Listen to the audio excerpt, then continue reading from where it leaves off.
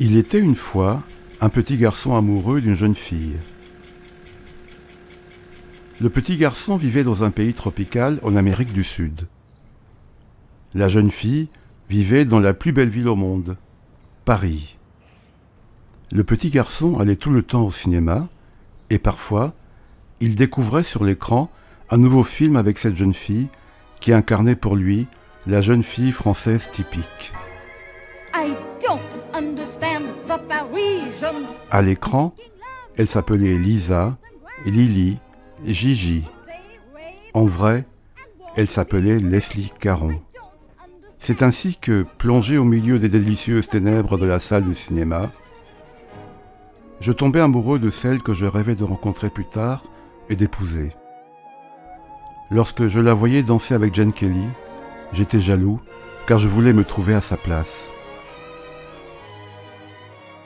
Grâce à la jolie Leslie, Paris était véritablement pour moi l'incarnation du bonheur.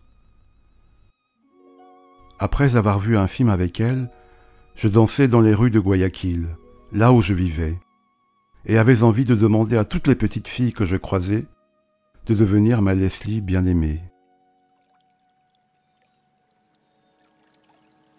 Chez moi, on parlait d'un départ de plus en plus imminent pour Paris.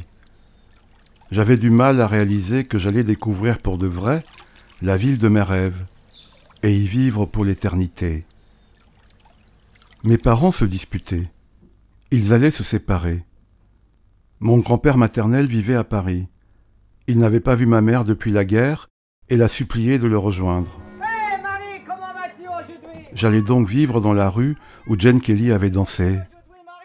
J'allais rencontrer Leslie Caron et l'épouser. Je me préparais à devenir un séducteur comme Maurice Chevalier et surtout comme Louis Jourdan, amoureux de Gigi. Gigi!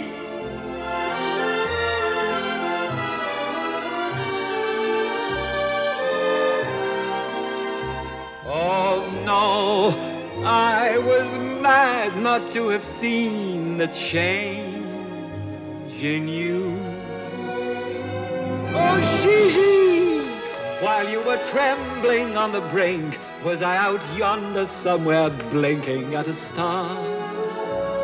Oh Gigi, have I been standing up too close or back too far? When did your sparkle turn to fire and your warmth become desire? Oh, what miracle has made you the way you are? Un jour, ma mère, mon petit frère et moi prîmes le bateau pour aller en France. Je vis s'éloigner avec tristesse et déjà de la nostalgie les côtes de l'Équateur. Et tout au fond, je crus apercevoir, comme dans un mirage maritime, le sommet de la tour Eiffel pointé au bout de l'horizon. Sur le sommet de la tour, Leslie Caron me faisait de grands signes pour me souhaiter la bienvenue. Pendant ce temps, à Paris, Maurice Chevalier se réjouissait de ma venue et remerciait Dieu pour avoir inventé les petites filles françaises idéales.